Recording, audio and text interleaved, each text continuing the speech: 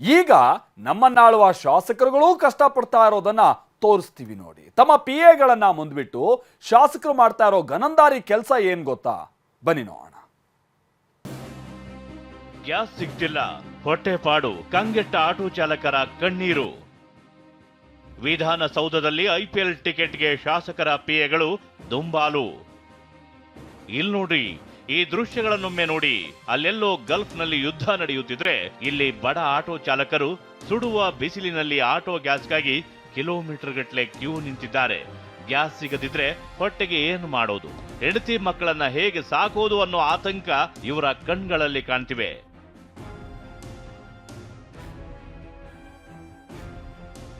Auto ಚಾಲಕರ ಕಣ್ಣೀರು ನೋಡಿದ್ರಲ್ಲ, ಇನ್ನು ಈ ದೃಶ್ಯಗಳನ್ನೊಮ್ಮೆ ಕಣ್ತುಂಬಿಕೊಳ್ಳಿ. ಅಂದ ಹಾಗೆ ಹೀಗೆ ಟಿಪ್ ಟಾಪ್ ಆಗಿ ಡ್ರೆಸ್ ಮಾಡಿಕೊಂಡು ಕೈಯಲ್ಲಿ ಪತ್ರಗಳನ್ನ ಹಿಡಿದು ನಿಂತಿರೋ ಇವರೆಲ್ಲ ಸಾಮಾನ್ಯದವರಲ್ಲ. ನಮ್ಮನ್ನಾಳುವ ಸಚಿವರು, ಶಾಸಕರುಗಳ PAಗಳು. ಅಂದ ಹಾಗೆ ಇವರೆಲ್ಲ ಗ್ಯಾಸ್ ಸಿಲಿಂಡರ್ಗೋ ಪೆಟ್ರೋಲ್ ಡೀಸೆಲ್ಗೋ ಕ್ಯೂ ನಿಂತಿರೋದಲ್ಲ, ಬದಲಾಗಿ ಫ್ರೀ IPL ಟಿಕೆಟ್ಗಾಗಿ.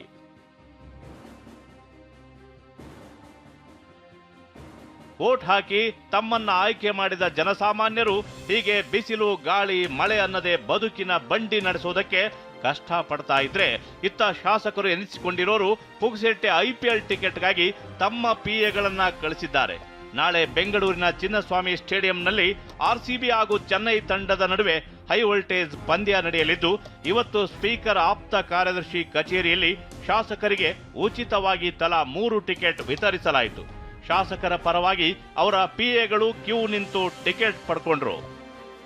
ರಾಜ್ಯದಲ್ಲಿ ಒಟ್ಟು 224 ಕ್ಷೇತ್ರಗಳ ಪೈಕಿ 2 ಕ್ಷೇತ್ರ ಖಾಲಿ ಇವೆ.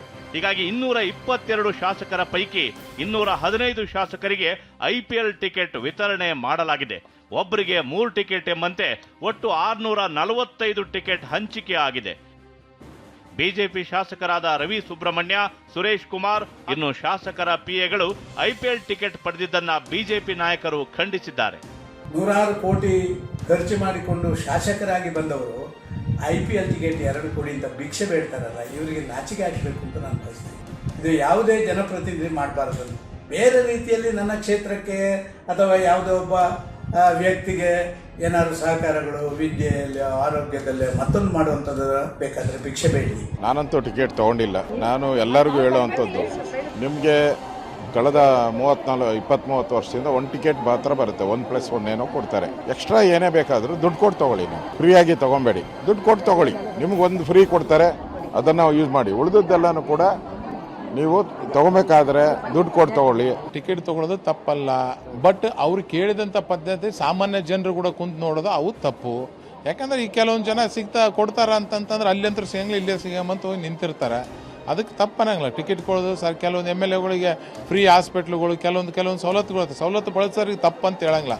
ಬಟ್ ಪದ್ಧತಿ ಕೇಳೋದ್ರಲ್ಲಿ ಕೆಲವೊಂದು ಪದ್ಧತಿ ಇರ್ತದೆ, ಅದು ಪದ್ಧತಿ ಸರಿ ಇಲ್ಲ ಅಂತ. ಇನ್ನು ಕಳೆದ ಬಾರಿ ಮ್ಯಾಚ್ ವೇಳೆ ಕಳವಾಗಿದ್ದ ಮೊಬೈಲ್ಗಳ ಪೈಕಿ 71 ಫೋನ್ಗಳನ್ನ ಪೊಲೀಸರು ವಶಕ್ಕೆ ಪಡೆದಿದ್ದಾರೆ. ಪಿಕ್ ಪಾಕೆಟ್ ಮಾಡಿದ್ರೆ ಕಟ್ಟುನಿಟ್ಟಿನ ಕ್ರಮ ಕೈಗೊಳ್ಳುವುದಾಗಿ ಪೊಲೀಸ್ ಕಮಿಷನರ್ ಸೀಮಂತ್ ಕುಮಾರ್ ಸಿಂಗ್ ಖಡಕ್ ವಾರ್ನಿಂಗ್ ಕೊಟ್ಟಿದ್ದಾರೆ. ಸ್ಟೇಷನ್ ಕಬ್ಬನ್ ಪಾರ್ಕ್ ಸ್ಟೇಷನ್ ಕೂಡ ಕೇಸಸ್ ರಿಜಿಸ್ಟರ್ ಆಗಿದೆ. ಕೆಲವರು ಆರೋಪಿಯವರಿಗೆ ನಾವು ಹಿಡಿದಿದ್ದೀವಿ. ಇನ್ನೂ ಅದೇ ಇನ್ವೆಸ್ಟಿಗೇಷನ್ ಕಂಟಿನ್ಯೂ ಮಾಡಿ 70 ಮೊಬೈಲ್ಸ್, ಅದರಲ್ಲಿ 4 ಜನ ಆರೋಪಿ, ಸೊ ಒಟ್ಟಾಗಿ 13 ಜನ ಮೇಲೆ ಪ್ರಕರಣ ದಾಖಲಾಗಿದೆ. ಇತ್ತ ಗ್ಯಾಸ್ ಸಿಗದೆ ಕಂಗೆಟ್ಟಿರುವ ಆಟೋ ಚಾಲಕರು ಕೂಡ ಶಾಸಕರ ವಿರುದ್ಧ ನೆಗಿ ಅಂತಿದ್ದಾರೆ. ಈರಣ್ಣ ಬಸವ, TV9 ಬೆಂಗಳೂರು.